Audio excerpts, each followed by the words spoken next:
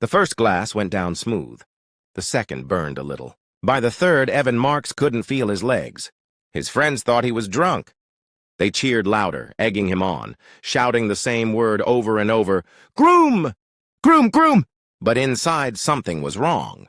His chest felt tight, his stomach boiled like acid, and sweat poured down his face. At 32, Evan wasn't the type to get sloppy at parties. He was disciplined, healthy, and sharp. Tonight was supposed to be pure fun, a bachelor party with his closest friends, before marrying the woman he loved. Yet within an hour, he was on the floor of a private lounge, gasping for breath, eyes wide with terror, poison tearing through his body. The ambulance sirens cut through the night. His friends followed in their cars, panicked and pale. No one had any idea that this wasn't a freak accident or some bad alcohol mix. This was planned, calculated. And the man who slipped the poison into Evan's drink was the one person he trusted above all, his best man, Derek Hayes. At the hospital, doctors fought to stabilize him.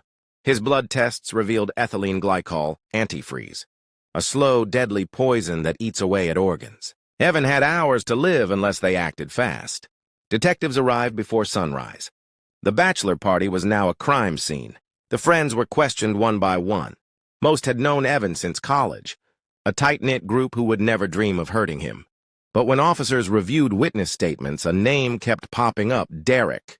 Derek Hayes wasn't just Evan's best man. He was practically family. Childhood friends who grew up side by side. Teammates in high school, roommates in college. Evan trusted him with everything, his secrets, his fears, and even the biggest day of his life, his wedding. But at the party, Derek had acted strangely. Several guests remembered him hovering near Evan's drinks, insisting on pouring his shots, and brushing off anyone who tried to take over. At the time, no one thought much of it, but now those small details screamed sabotage. Detectives dug into Derek's background. What they uncovered shocked even seasoned investigators. For years, Derek had been hiding something, an obsession with Evan's fiancée, Claire. They found old messages he never sent, journals where he wrote about her, and photos saved from social media. In his mind, Claire was supposed to be his. Evan had stolen her, and Derek could never forgive it. But that wasn't the only motive. Financial records showed Derek had recently taken out a life insurance policy on Evan under the pretense of a business partnership. If Evan died, Derek stood to gain hundreds of thousands of dollars. The pieces clicked into place. Derek wasn't planning to toast his best friend. He was planning to bury him. When confronted with the evidence, Derek cracked. At first, he claimed it was just a prank, that he only meant to make Evan sick enough to postpone the wedding.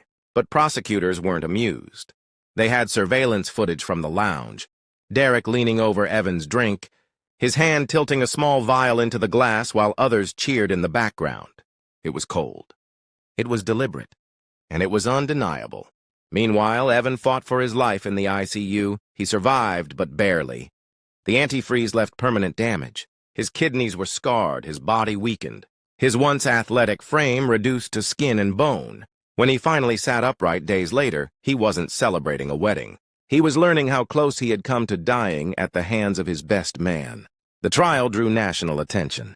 A story of brotherhood turned betrayal, of love twisted into obsession. Evan, thin and frail, sat in the courtroom staring at Derek, the boy he once played little league with, the man he once called brother, now in a suit, expression blank, accused of trying to kill him.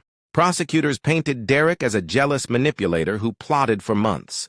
They showed the jury his hidden messages, the life insurance documents, and the chilling video of him spiking Evan's drink. The defense argued he was drunk, careless, not malicious, but the jury didn't buy it. The evidence was too strong. In the end, Derek Hayes was convicted of attempted murder and sentenced to life in prison. Evan lived, but the scars went beyond his body. The wedding never happened. Claire stood by him for a while, but the trauma was too heavy.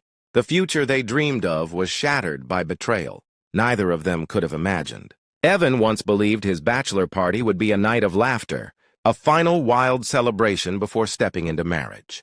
Instead, it became the night he learned that even your best man can be your worst enemy. And sometimes, the deadliest poison comes not from strangers, but from the friends you never thought would betray you.